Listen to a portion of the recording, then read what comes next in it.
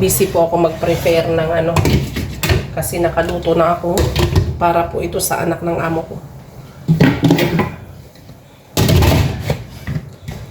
Ito ang kitingnan yung lagayan mo, 'di ba? Ang ganda para ma-maintain yung pagiging warm ng food. Kaya ayan po.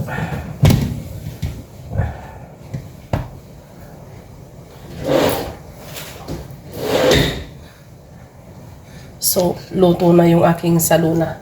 Kaya ilalagay ko na rin. Pagka ganito na ano, nagmamadali sila, pati ako nahihilo. Hindi ko siguro ilagay dito o maliit. Magre-reklamo yung magti-take out ng food. Reklamador kasi yun eh. Ito, mas malaki.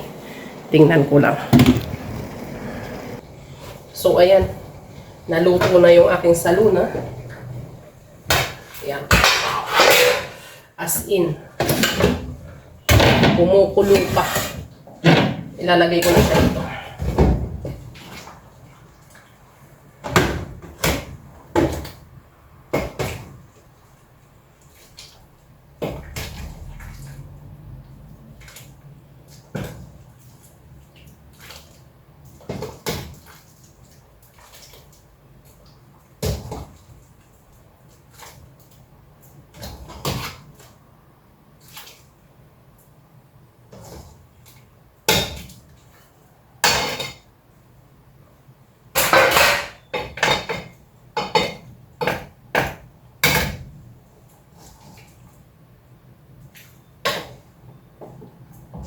Titirahan ko lang dito yung madam at saka yung madam ko at saka yung anak ng isa.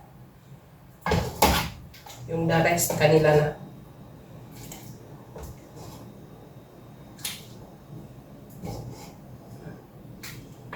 So,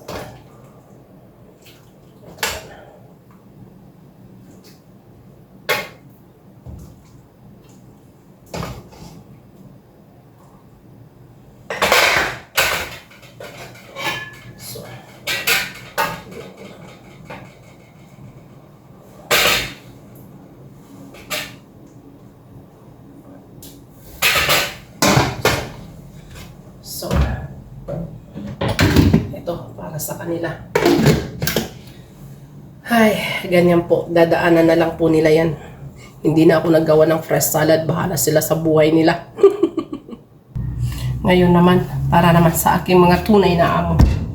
Ay, ganyan ako dito mga sukilabs araw-araw. Ganyan kami.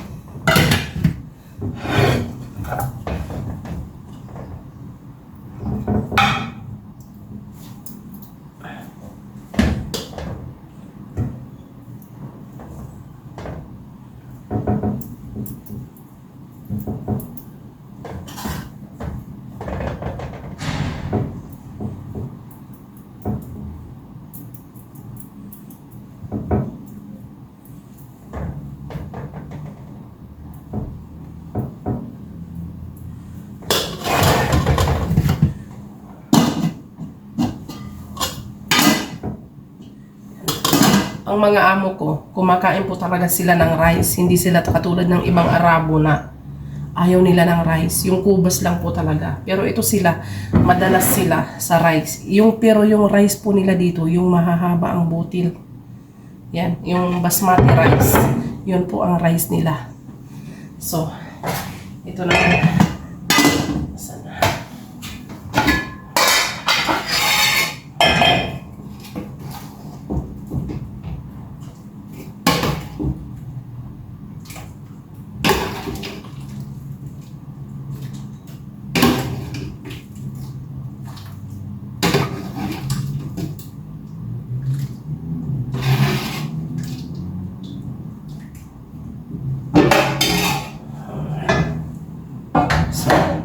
Ayan na po.